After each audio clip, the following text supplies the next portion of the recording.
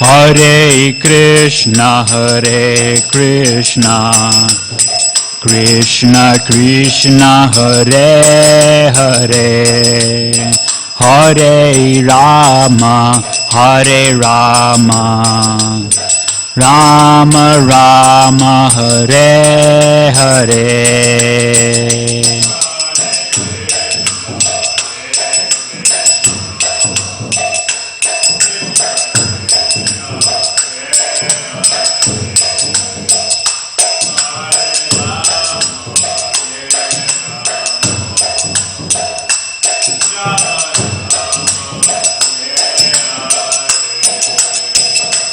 Hare Krishna, Krishna Krishna, Hare Hare, Hare Rama, Rama Rama, Hare Hare.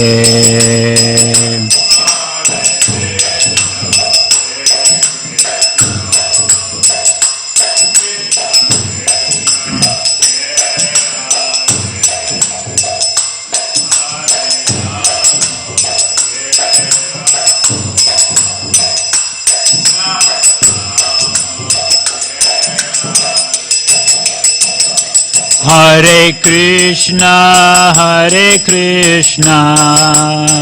Krishna Krishna, Hare Hare, Hare Rama,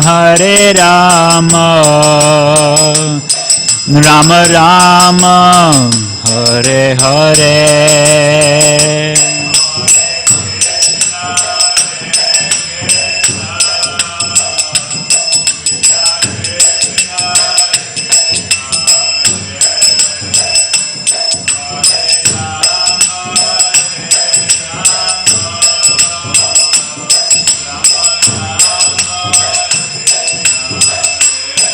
Hare Krishna, Krishna Krishna, Hare Hare,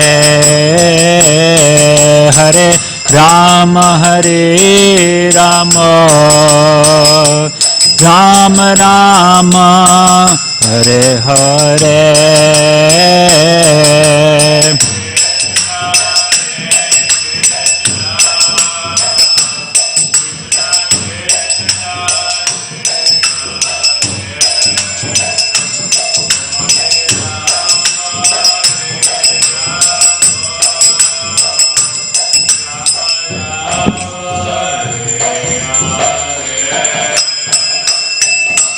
Hare Krishna, Krishna Krishna, Hare Hare, Hare Rama, Rama Rama, Hare Hare.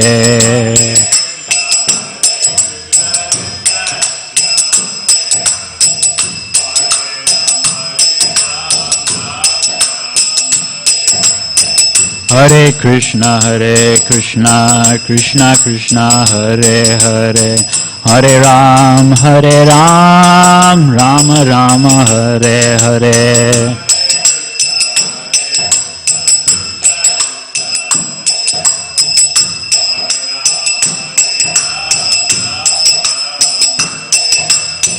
Hare Krishna, Krishna Krishna, Hare Hare, Hare Ram, Rama Rama, Hare Hare.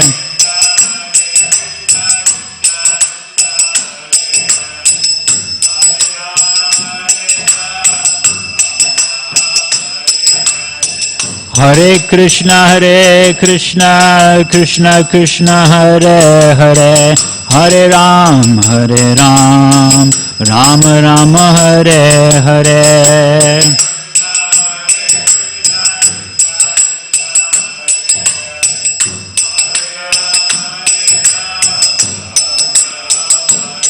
Hare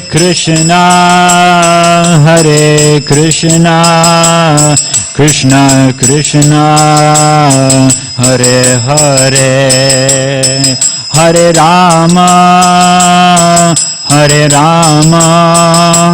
Rama Rama Hare Hare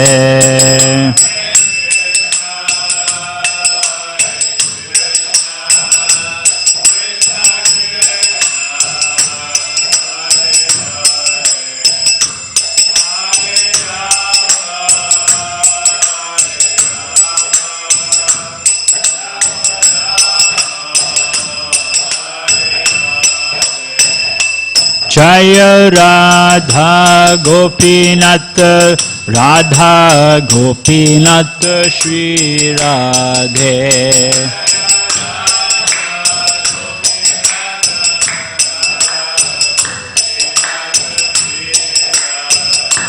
Jaya Prabhupada Jaya Prabhupada Jaya Prabhupada Jaya Prabhupada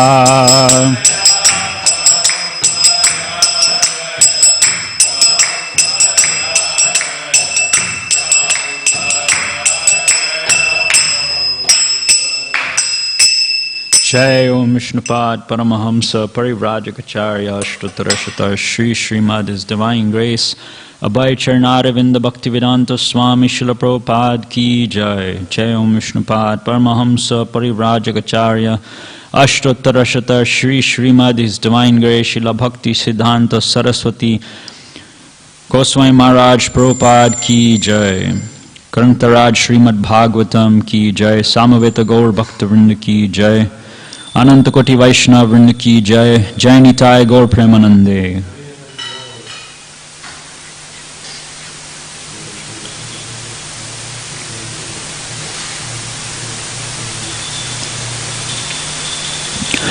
Om Namo Bhagavate Vasudevaya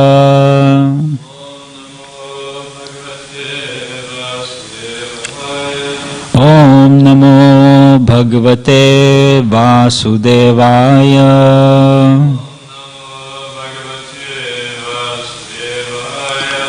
Om Namo Bhagavate Vasudevaya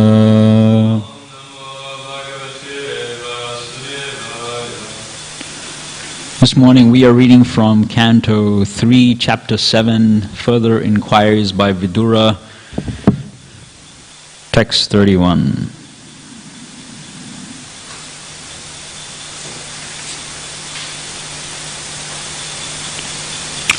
Okay. And we may read some more texts because the purport is a bit small. Anyway, let's start with text 31. Pashanda pata vaishamyam Pashanda pata vaishamyam Pratiloma niveshanam Pratiloma niveshanam Jivasya gatayo yascha Jivasya gatayo yascha Yavatir gunakarma jaha Yavatir gunakarma jaha Pashanda pata vaishamyam Pratiloma niveshanam Jivasya gatayo yascha Yavatir gunakarma jaha Pashanda pata vaishamyam Pratiloma niveshanam Jivasya gatayo yascha Yavatir gunakarma jaha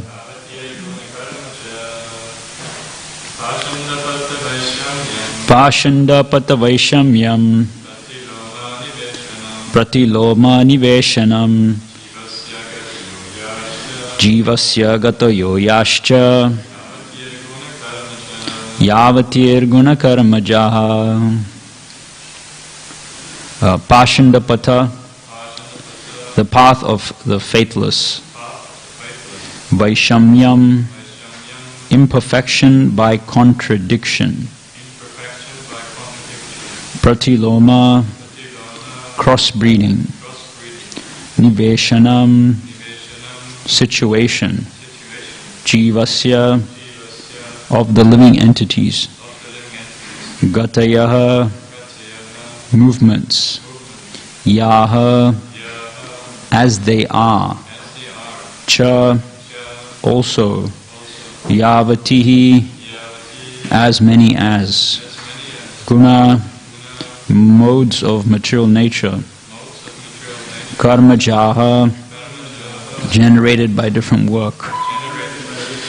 Translation and purport by His Divine Grace, A.C. Bhaktivedanta Swami Srila Prabhupada Ki Jai. Translation: please also describe the imperfections and contradictions of the faithless atheists, the situation of crossbreeding, and the movements of the living entities in various species of life according to their particular modes of nature and work.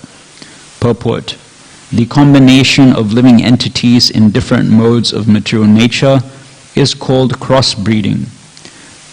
The faithless atheists do not believe in the existence of God, and thus their paths of philosophy are contradictory.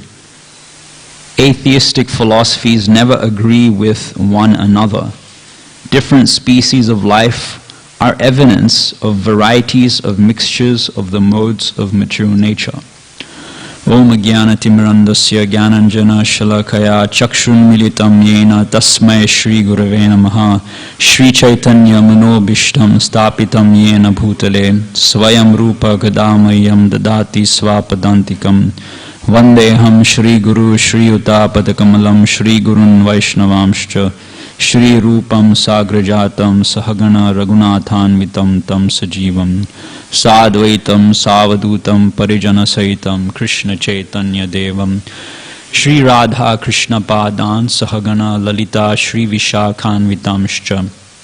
Hey Krishna Karuna Sindhu Dina Bandho Jagatpate Gopesha Gopika Kanta Radha Kanta Namostute Tapta Kanchana Gaurangi Radhe Vrindavaneshwari Vrishabhanu Sute Devi Pranamami Hari Priye Vansha Kalpatarubhyasya Kripa Sindhu Bhyevacha Patitanam Pavanebhyo Vaishnavebhyo Namo Namaha. Jai Shri Krishna Chaitanya Prabhu Nityananda Shri Advaita Gadadhar Shri Vasari Gaura Bhaktivinoda. Hare Krishna, Krishna Krishna, Hare Hare, Hare Rama, Rama Rama, Hare Hare, Hare Krishna, Krishna Krishna, Hare Hare, Hare Rama, Rama Rama, Hare Hare, Hare Krishna, Krishna Krishna, Hare Hare, Hare Rama, Rama Rama, Hare Hare.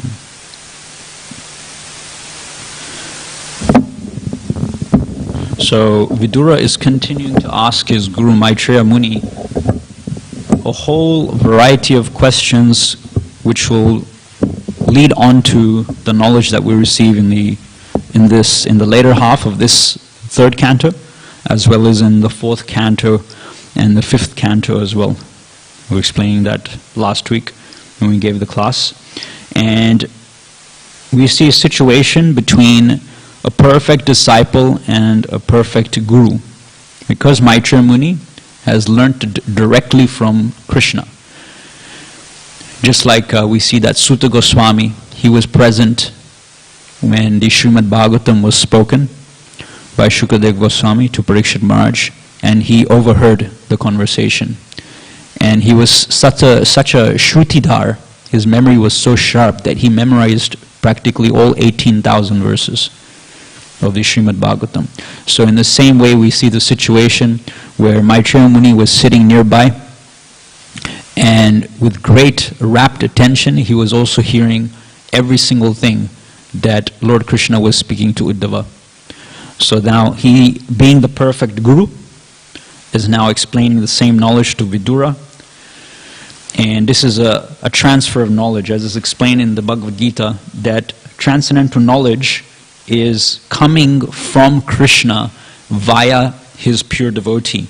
And if we want access to that transcendental knowledge, there are several things that we need to do. First of all is that we need to have a submissive attitude towards the Guru. Right? The second thing is that we need to inquire from the Guru as well. Because when the disciple is rendering service to the Guru, then the disciple gets the prerogative to inquire from the Guru about advancement in spiritual life as well. So this is the two-way reciprocation between the Guru and the disciple. The Guru gives transcendental knowledge to the disciple so that the disciple can advance in spiritual life, and the disciple renders humble service to the Guru. Pariprashnena sevaya. So inquiry, and then the transcendental knowledge comes. And in terms of understanding knowledge, like for example, if you're trying to understand something, right, then you need knowledge of that thing that you're trying to understand to be able to understand it perfectly. Just like my Guru Maharaj, sometimes he gives the example of students of biology who go to university, and then they're told to look through a microscope at various different things. But because they don't have the knowledge, at least the textbook knowledge of what they're trying to see, they can't understand what they're seeing. So when our senses come in touch with these sense objects, unless we have perfect knowledge of what it is that our senses are interacting with, we can't understand it. So first of all, we need knowledge. So when we think about the mature world, we're using our eyes to look at the mature world, we're using our skin to touch material objects, ears to hear material sounds. But unless we understand perfectly that everything here is actually a manifestation of Krishna's energy, then we don't actually know what we're interacting with. And that's why we're misusing the material energy for our own sense gratification. And therefore we're entangling ourselves even more. That's the first thing. The first thing is that we need knowledge about what our senses are interacting with. The second thing is that we need rapt attention and concentration on that which our senses are focusing on.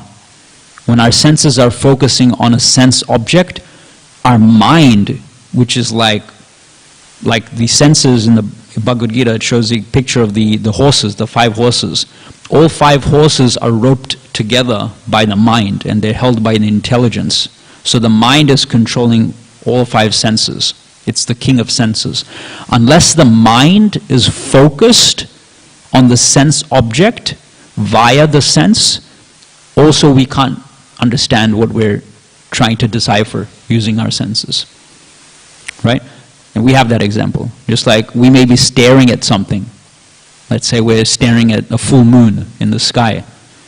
But if our mind is somewhere else, if our mind is thinking about the exam that we have to sit for the next day, then even though our eyes are wide open and we're looking at the moon, we're actually not looking at the moon. Because our mind is not looking at the moon. Right? So it's not just that our eyes have to look at the moon, our mind has to look at the moon as well. It's not just that our ears have to hear, a kirtan, our mind has to hear the kirtan as well. So unless our mind is focused on the sense objects via the senses, we can't make sense of what's actually happening as well. And the devotee constantly fixes his or her mind on Krishna. Mayi eva mana adatsva, mayi buddhim niveshaya. So many times in the Bhagavad Gita, Krishna says, just focus your mind on me. If we have our mind focused on Krishna, then Krishna says that it instills fearlessness, shoka, moha, bhaya, apaha, lamentation, illusion, and fear. These things go away when our mind is focused on the messages of the transcendental personality of Godhead. Yasyam vai shruyamanaya Krishne parama purushe is explained 177 in Srimad Bhagavatam. And I was listening recently to a lecture on Balaram Purnima. Maybe you Prabhus have heard the lecture by my Guru Maharaj recently. And he was saying something interesting about knowledge, specifically in relation to Krishna and Balaram. We say that Krishna is the Supreme Personality of Godhead, Balaram is also the Supreme Personality of Godhead as well. And it's often mentioned that the only difference between Balaram and Krishna is that Krishna is known for wearing pitambar, he's known for wearing his yellow, bright yellow golden cloth, dhoti, and Balaram is wearing a bright blue cloth as well. And we see anywhere, in whatever incarnation they appear as, either as Lakshman is also wearing blue, we see. Nityananda Prabhu is also wearing blue. So there's practically no difference between the two brothers except for the cloth they wear and the color of their skin. The color of Balaram's skin is that of a bright white cloud in the sky. And similarly, Krishna's skin color is that of a thundering dark monsoon cloud in the sky. But both of them are like clouds. One is a bright white cloud and the other is a thundering cloud. So just as they're both clouds, although in different colors, similarly, both Krishna and Balaram are Supreme Personality of Godhead as well. But my Guru Maharaj was quoting from the Nectar of Devotion. And we see that although they're both the Supreme Personality of Godhead, still, because Balaram is the incarnation, the expansion rather, of Krishna, still, his knowledge is not as comprehensible as Krishna's knowledge. And we see in the Brahma Vimohan Leela, when Krishna transformed himself into all the cowherd boys, and Balaram was the first one who started to be a bit suspicious as to why all these residents in Vrindavan are showing so much intense affection for their cows, for their own children, as much affection that they had for Krishna. Right? But he wasn't able to fully figure it out. So Krishna can perform his own pastimes, just like it said, no one can understand the mind of a Vaishnava. Right? Because a Vaishnava's mind is fixed on Krishna. So in the same way, Balaram, even Balaram, Lord Balaram cannot understand the mind of Lord Krishna. The other example that my Guru Maharaj was quoting was when Lord Krishna was holding up Govardhan Hill. This is a nice one. And Krishna created an opportunity for all the residents of Vrindavan to come and take shelter under Govardhan Hill. And for 7 days straight, they were able to just stare at Krishna. They were able to completely satisfy their insatiable desire of just completely interacting with Krishna. So, Krishna at one point in time, while he's holding up Govardhan Hill, his eyes happen, he's a young boy, he happens to glance at the beautiful physical beauty of the gopis. And while Krishna is getting that, he notices that Balaram is looking at him. And then Krishna immediately, it's explained in Nectar Devotion, Krishna immediately becomes embarrassed. That's where you get the name Sriman Krishna. Sriman means shyness. So Krishna becomes shy. Because Krishna thinks that Balaram has seen me observing the beautiful physical beauty of Krishna's consorts, the gopis. Balaram, on the other hand, is laughing as well. But the reason why Balaram thinks that Krishna is... the reason why Balaram is actually laughing is because Balaram is looking at all the other cowherd men, and they have their sticks, their cowherding sticks, and they're holding these sticks high up in the air as if to support Govardhan Hill, because they think that their little boy Krishna, how long can he hold up a big mountain? Therefore, we are strong cowherd men. We are Krishna's fathers and uncles and senior members in the Vaishya community. We should give Krishna a break and we should hold up the mountain instead. So Balaram starts to laugh, thinking that just see all these innocent Brajabasis, they don't know the actual glory of Krishna. They're actually trying to hold up the mountain, Govardhan Hill. They don't know that Krishna is a source of unlimited strength. So this is the reason why Balaram is laughing. But Krishna is thinking that Balaram is laughing because Balaram saw Krishna observing the physical beauty of the gopis. So even in this case, we see that although Krishna is the source of all knowledge, Krishna's Yoga Maya potency to make his Leela happen, to make Krishna become shy, she takes away even Krishna's knowledge, so that Krishna doesn't understand what Balaram is thinking, And Balaram doesn't understand what Krishna is thinking. So this is the situation between the two personalities of Godhead, Balaram and Krishna. So, so knowledge, all the knowledge is coming from Krishna ultimately. And we can say that, so how is it that Krishna can forget? But we should understand that Krishna and Krishna's energies are inseparable. So it's not that Krishna, it's like when we are bewildered, right? When we are bewildered by Maya, we're being bewildered by an energy which is independently and distinctly existing separately from us, right? Whereas Krishna, when he's bewildered by Yogamaya, this Yogamaya energy is not different from Krishna. So he's not being bewildered by an external force. This is his energy, which is inseparable from him, and it's simply happening in this way just to increase Krishna's pleasure. So in this way, we see Vidura is inquiring from Maitreya Muni, his guru, to understand more about transcendental knowledge, more about Krishna consciousness. Now this verse is particularly focusing on 3 points that Vidura is asking. First is the imperfections and contradictions of the faithless atheists. So these are the people who don't want to take transcendental knowledge seriously. And the famous verse is given in the 7th chapter of the Bhagavad Gita, Namam dushkriti no muda prapadyante naradama mayaya apritagyana asuram bhavam ashrita. So these 4 categories of men. And Srila Prabhupada, just as Krishna has categorically referred to these 4 different classes of men, Srila Prabhupada in his purport in the Bhagavad Gita also breaks it down categorically. He explains that the Buddha, these are 4 different types of dushkriti. Kriti means meritorious people.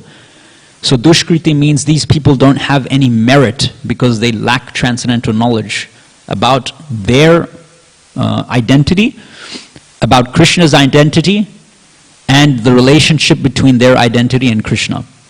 Prabhupada defines this as knowledge. Knowledge means to understand oneself, to understand Krishna, and to understand the relationship between yourself and Krishna. Prabhupada defines this as being knowledge. So they don't have this knowledge. So Krishna labels them as being dushkriti, bereft of all merit and piety. So Muda, Srila Prabhupada refers to Muda. Muda, Prabhupada translates as ass-like or donkey-like human beings, the karmanishtas. It's mentioned in the Chaitanya Charitamrita, the karmanishtas. People who are dedicated and sown to performing laborious, fruitive activities for sense gratification. Those who follow the karma mimamsa philosophy. And we know the example which is given, that the donkey is carrying a big load. And what happens at the end of the day, he drops this load down and he tries to go for a little pleasure with his consort, the she-donkey, and the she-donkey kicks in. Prabhupada explains like this. So this is the fruits of one's fruitive labors, right? One has to invest so much time, effort, energy, money to make one's material dreams grow, to achieve one's material dreams, but the pleasure that they give is just minuscule, actually. It's almost one becomes depressed after putting in so much labor, expecting so much material happiness to come, but it's just flickering and temporary. So the materialists, they get just depressed in this way because the material happiness doesn't live up to their expectations. So that's the Mudas. Prabhupada explains the Naradamas are the lowest of mankind. These are people, Srila Prabhupada explains, who are advanced in politics, they're advanced socially, they're advanced in knowledge and philosophy. However, they're bereft of following religious principles. So they don't follow the 4 regulative principles which uphold truthfulness, cleanliness, mercy, and austerity. And in this way, they are the lowest of mankind. And similar to that is the Mayaya Apritagyanas. Asuram nama te loka andhena tamasavrita. Tamste pratyabhigachanti yeke chatma hanojana. Sri Ishopanishad explains that these are the killers of the soul. Killers of the soul means these people are inhibiting, they're committing violence by inhibiting the soul, themselves, from advancing in spiritual life, and they're inhibiting other souls from advancing in spiritual life as well. That's why they're known as Atma Hana. They're killing the soul. This is mentioned in the 3rd verse of the Sri Ishopanishad. So the Maya Aprita Jnanas, they are the philosophers, the scientists, and the intellectuals in society, but actually, even though they pose as such knowledgeable people in society, they actually mislead other people by giving them simply materialistic knowledge, physical knowledge of this world, nothing beyond that. And this way they're the killers of the soul. And I think Sri Ishopanishad mentions that if you have an ignorant person, and you compare an ignorant person to a person who is in knowledge, mature knowledge, right? They're still bereft of spiritual knowledge. And if you compare these two people, the ignorant person is better. Why? Because the ignorant person can potentially be raised to the position of spiritual enlightenment. Whereas the person who is posing as if they have a lot of knowledge, but actually they only have material knowledge, they actually in turn go and bewilder and misguide other people as well, other ignorant people. So they are considered to be worse. And then you have the asuras. The Prabhupada mentions that the asuras are completely against anything spiritual. Just like once I remember I was in Penrith some years back, and near the Westfield there, we were just distributing outside on the streets. And I presented a book to one young man, and I told him, look, this is spiritual science. And then he immediately got angry, because he was a scientist. And he told me, how dare you call this spiritual science? These two words, spirituality and science, they go ill together. You can't use the word spirituality and science in the same sentence. What to speak of describing spirituality as being science? So I explained, it's science because science means that you have a hypothesis and you test that hypothesis and you come to a conclusion. Right? It's empirically verifiable. So I said, you simply take the theory which is proposed in these books, you apply it in your life, and then you'll come to see the result. But he wouldn't take it, because of that asuric, envious perspective that one has towards anything spiritual, ultimately towards the Supreme Personality of Godhead. So these are the 4 classes of men. Now Bhagavad Gita explains 3 other classes of semi-faithless people. I remember the last 2 lines, but I forget the first 2 lines. Just a sec. This is in the 9th chapter, text 15. Does anyone remember that verse? Yes. That is mentioned. So, okay, so it's just here. Okay. So, Krishna tells to Arjuna in text 15 of the 9th chapter, he says, Gyan yagyena chapi anye yajanto mam upasate. Upasate means worship. So they're still worshipping Krishna, but they don't have the perfection of faith. Like here Prabhupada is mentioning, he's translated today's verses, please also describe the perfections and contradictions of the faithless atheists. So they're not completely faithful. They're still engaging in upasanam, in worship, and they're engaged in the cultivation of knowledge. But that cultivation of knowledge is not pure transcendental knowledge. And Krishna explains to Arjuna that they fall in 3 categories. Ekatvena, Prataktvena, Bahuda Vishwato Mukham. So the Ekatvenas are the monists, the Mayavadis, who think that they are God. And ultimately, the Brahman has fragmented into various different souls, and liberation means that the soul again merges with the Supreme Brahman. But in the 2nd chapter of Bhagavad Gita, when Krishna is describing the qualities of the soul to Arjuna, he says, Achedyo yam dayo yam akledyo yam shosha evacha. He tells to Arjuna. So, achedyo and akledyo. The soul is insoluble and the soul is unbreakable. The Mayavadis say that the Brahman breaks up into various different fragments known as the individual souls.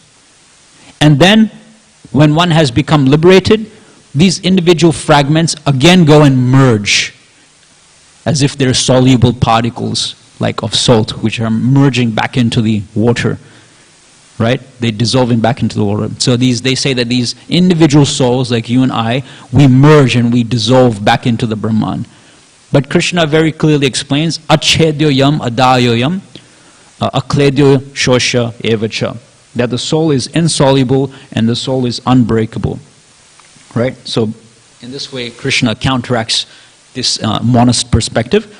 And then the pritaktvenas, pratak means, like it says in the second chapter as well, divyao shankho pratak, means all the different warriors who had gathered on the battlefield of Kurukshetra, they blew their conch shells, pratak. So different people, different warriors who were blowing their conch shells. So that's what pratak means. It means different. So the pritaktvenas, they believe that there's different forms of the Supreme Personality of Godhead. So there you're also one type of Mayavadis. They say that everyone is God. So all the different demigods you worship, Shiva, Devi, Ganesh, they're also the Supreme Personality of Godhead. So they're mainly the demigod worshippers. But they're worshipping demigods not as representatives of Krishna, but they're worshipping the demigods as being the Supreme Personality of Godhead himself. And then you have the Bahuda Vishwatomukam. So the Bahuda Vishwatomukam, Srila Prabhupada explains, is the class of people who can't comprehend the spiritual form of the personality of Godhead. They're so heavily involved in the materialistic vision. Therefore they have to learn to observe the personal form of the Supreme Personality of Godhead within material nature. So they are the worshippers of the Virat Rupa manifestation. And such people practically exist. You will see tribal societies, they worship Mother Nature. They worship the land because they understand that the land is the source of their sustenance. Right? They worship the rivers, they worship the trees and the herbs from which they get medicines. They worship the lightning in the sky, which is very fierce and scary. So in this way they attribute to nature aspects of the divine, aspects of like a godly nature to the divine, and they worship Mother Nature in this way as well. But Srila Prabhupada, again, he goes on to grade and classify these three classes of semi-faithless men. He says the worst out of these three, does anyone know what the worst is out of the Ekatvena, Pritaktvena and the Bahuda Vishwatomukam? Yeah, Prabhupada says the worst is the Ekatvenas, the monists. Then better than the monists are the Pritaktvenas, because at least now they're understanding that they're not God, maybe someone else, some other demigod must be God. And then you have the Bahuda Vishwatomukam. So the people who worship the Virat Rupa, they are the better out of the three. These classifications of the faithless people are also mentioned in the Chaitanya Charitamrita.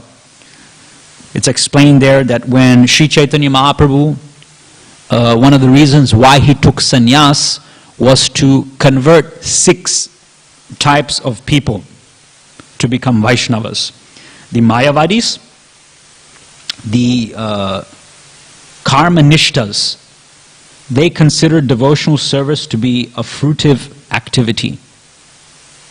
Number 3 are the Kutarkikas, or the false logicians. And there it's mentioned that Sarvabhauma Bhattacharya fell into this category of Kutarkikas, false logicians, until Sri Chaitanya Mahaprabhu converted him to Vaishnavism. Then comes the 4th category, which is the Nindakas. They are the blasphemers. And Prakashananda Saraswati, right, the Mayavadi sannyasi from Benares, he falls under this category. Again, this is prior to them becoming devotees of Sri Chaitanya Mahaprabhu. Why? Because when Chaitanya Mahaprabhu was there doing Harinam Sankirtan, he started to spread rumors blaspheming Sri Chaitanya Mahaprabhu as a sentimentalist. Then you have the Pashandis. This is number 5. The Pashandis are the atheists. and specifically Jagai and Madai, they fall into this category of being Pashanis. And the Adama Paduyas, the students of the lowest degree, and they're Mukunda and his friends, they fall into that category. As we know, Mukunda used to hear Bhagavad philosophy, but then he also used to go and hear Mayavad philosophy from others. So Mukunda falls onto this category. But they all became pure devotees by their association with Sri Chaitanya Mahaprabhu. So finally it says, in regards to the faithless atheists, a comparison is given in the 4th chapter of the Bhagavad Gita between the faithful Shraddhaval Labhate Jnanam Tatpara Samyatendriya Jnanam Labdva Param Shantim Achirena Adhigacchati. It's explained. Krishna explains to Arjuna. He says that the faithful person, Jnanam Labdva Param Shantim, he gets supreme peace. How quickly? Very quickly. Achirena Adhigacchati. Achirena Adhigacchati. Krishna becomes the swift deliverer. Mrityu samsara vartmani is explained in the 12th chapter of the Bhagavad Gita also. But the ashraddhadhana, the faithless person, Krishna explains, for him or her, there is no happiness in this world or the next. So this is one topic which Vidura is requesting Maitreya Muni to talk about. Please tell me about the imperfections and the contradictions of the faithless atheists. The second thing that Vidura is asking is, well, this is very interesting. I had to sort of read the translation of this word a bit more to understand it. The situation of crossbreeding, and the specific Sanskrit word used is pratiloma. And Srila Prabhupada has explained in the purport, the combination of living entities in different modes of material nature is called crossbreeding. Now in the Vedic culture, there's two different types of marriages. We know there's the anulom marriage and the pratilom marriage. And this is in regards to the different varnas of the inhabitants in society and the different modes of material nature in which they were governed by. So anulom marriages were encouraged. Anulom marriage means where the husband comes from an equal varna or a higher varna compared to his wife. So just as it's also explained that when the husband takes sannyas, or whatever spiritual credits and austerities the husband performs, the wife automatically cashes in on these things. So when it comes to these anulom pratilom marriages, it's explained that when the husband is of a higher varna, let's say he's a brahmana, and let's say if the wife is coming from the shudra varna, right? So if a brahmana husband marries a shudra wife, then they obviously have different qualities, right? Shudras have different qualities compared to brahmanas. But it's explained that gradually by association, the wife has the chance, the opportunity to elevate her qualities to come, so that her guna and karma can come to the position of a brahmana as well. Whereas the pratilom marriage is the opposite. The pratilom marriage is when the husband comes from a lower varna than the wife. Now in Vedic culture, like initially we're talking like maybe thousands of years ago, maybe even hundreds of years ago, this marriage between different varnas, nowadays marriages are, if you see India, nowadays like Hindu marriages between different castes. I come from such and such gotra of such and such muni, like that, in different castes. But previously marriages were mainly based on the varna. But nowadays there's no varna, right? There's no brahmanas, there's no kshatriyas, there's no vaishyas, Bhagavatam says everyone's shudra. So you can't really marry someone according to varna. So now people are marrying according to horoscopes, people are marrying according to different lineages, gotras, and castes, and all that sort of things. But previously it was just mainly based on varna. But it was so purely maintained that a person who came from a Brahminical family, right, it could almost be ascertained that the son of a Brahmana would also become a Brahmana. It would almost definitely be ascertained that the son of a Kshatriya would also become a Kshatriya ruler as well, because it was so purely maintained. Of course, Krishna mentions in the Bhagavad Gita that it's based on guna and karma, but it was very rarely seen that like the son of a Brahmana would become, from a different caste like that. So this is what it's meant by the situation of crossbreeding, and we'll see a lot of this happening in Srimad Bhagavatam, especially towards the end, like in the 8th and 9th canto, when it's talking about the different lineages coming from Manu. So that's explained. And then the final point, the movements of the living entities in various species of life according to their particular modes of nature and work. So this is how the soul transmigrates from different species of life. Just a couple of days ago, we were giving a class online on the topic of reincarnation. And there, reincarnation and karma are very similar topics. They're very interrelated. But reincarnation is based primarily, reincarnation means what? Reincarnation means a change of body, a change of physical body. Prabhupada explains that this happens in the present lifetime. Prabhupada explains about, how every 7 years all the cells, they die and new cells are regenerated. So we have, technically speaking, a new material body every 7 years. But when we're specifically talking about reincarnation, we're talking about taking on a completely different body after the death of the current body. Now that is dependent primarily on two factors. One is karma, and the other one, as Krishna explains in the 8th chapter of the Bhagavad Gita, is dependent on the condition of your consciousness at the time of death. Karma in the sense that when you perform an activity, you get two types of reactions. One is an immediate reaction, and one is a delayed reaction. The reason why we keep taking birth again and again in this material world is because we've performed fruitive activities for which we have not yet received the reactions, and therefore the soul has to take another material body simply to receive these material reactions. So the delayed reaction from performing a fruitive action, it may not come to us in the present lifetime. If you open up hospitals or feed the poor, you're getting some good karma.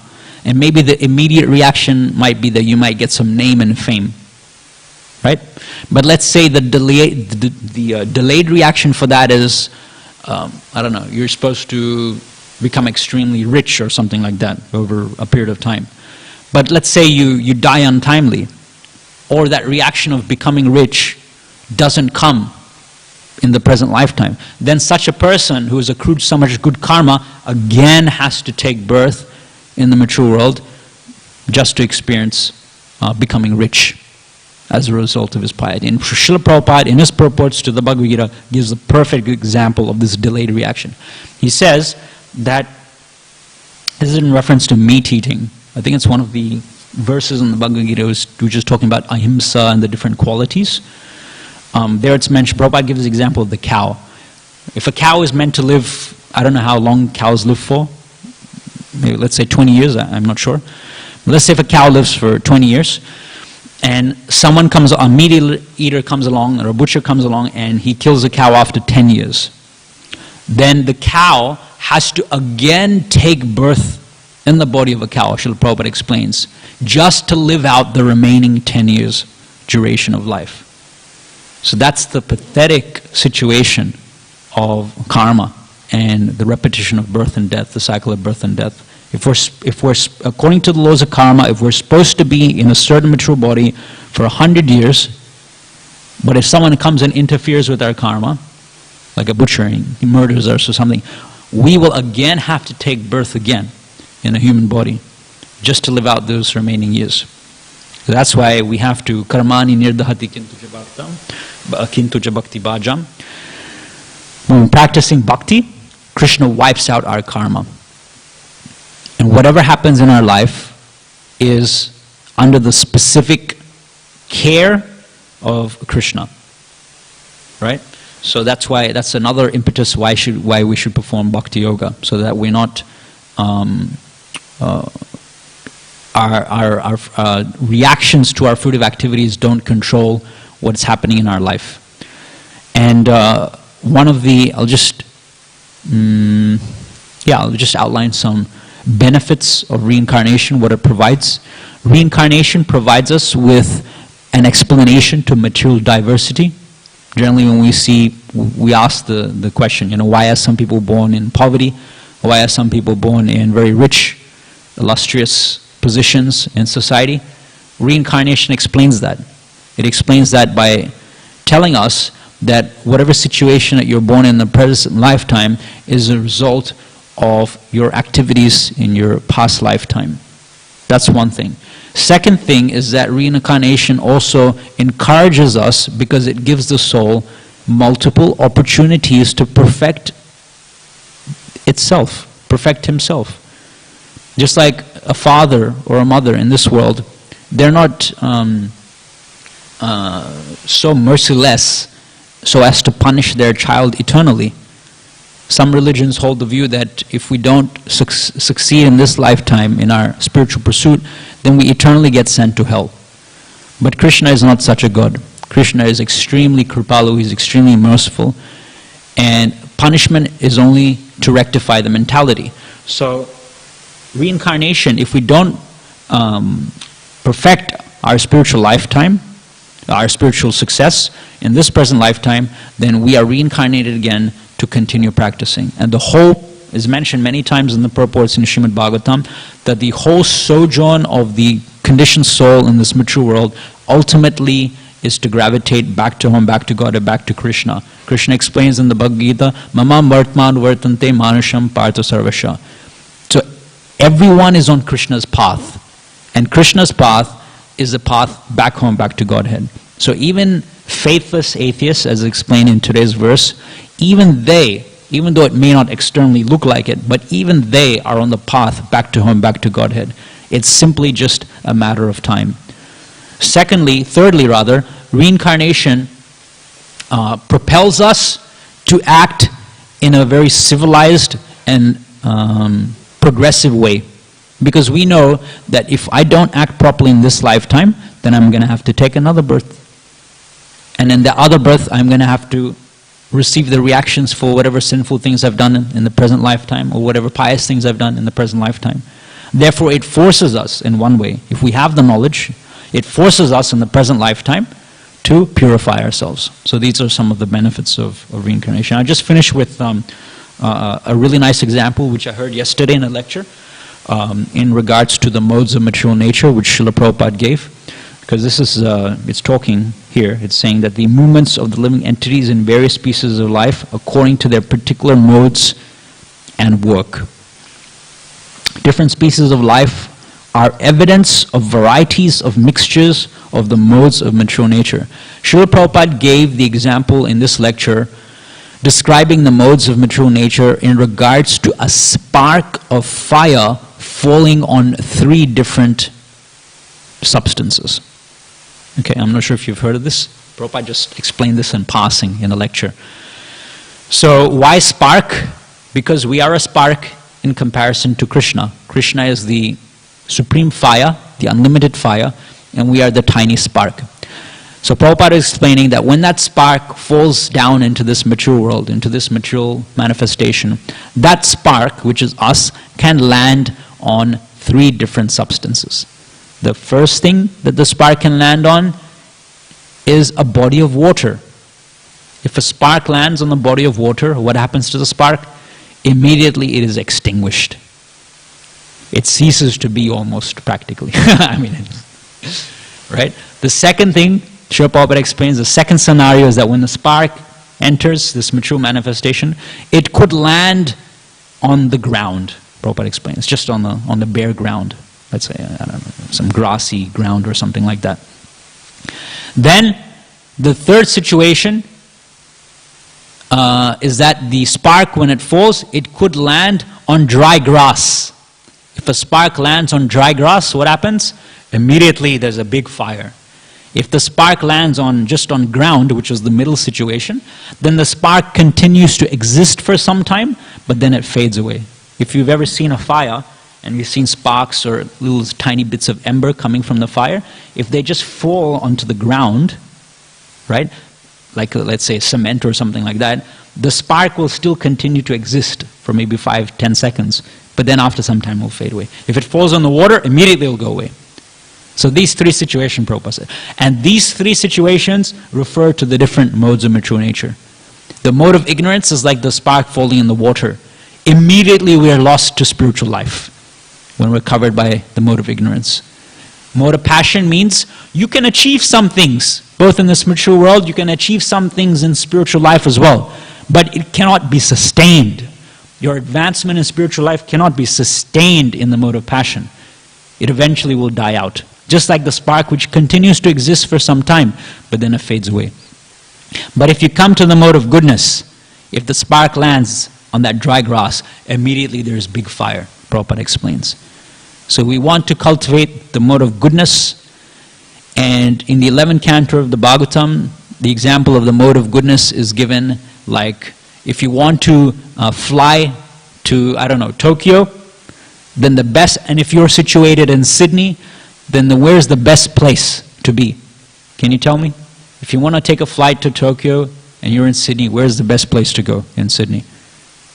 Exactly. We want to go to the airport. So coming to the airport is like coming to the mode of goodness. But if you come to the airport and you don't get on the flight, you're not going to Tokyo. So similarly, if you come to the mode of goodness, but you don't board the flight of Vishuddha Sattva, you don't board the flight of Krishna consciousness after having come to the mode of goodness, if you don't come to the platform of pure goodness after coming to the mode of goodness, material goodness, then coming to the mode of goodness doesn't mean anything. Just like if you come to the airport, but you don't board the flight to go to Tokyo, there's actually no meaning for you to come to the airport. Even though the airport is the most congenial place for you to go to Tokyo, if you don't board the flight, it doesn't mean anything. Similarly, if you come to the mode of goodness but don't take up Krishna consciousness, then it's a wasted opportunity. You've just stayed back at the airport and the flight has taken off. Of course, the flight of Krishna consciousness, Sankarshan Maharaj mentions that we should board the Krishna conscious airlines.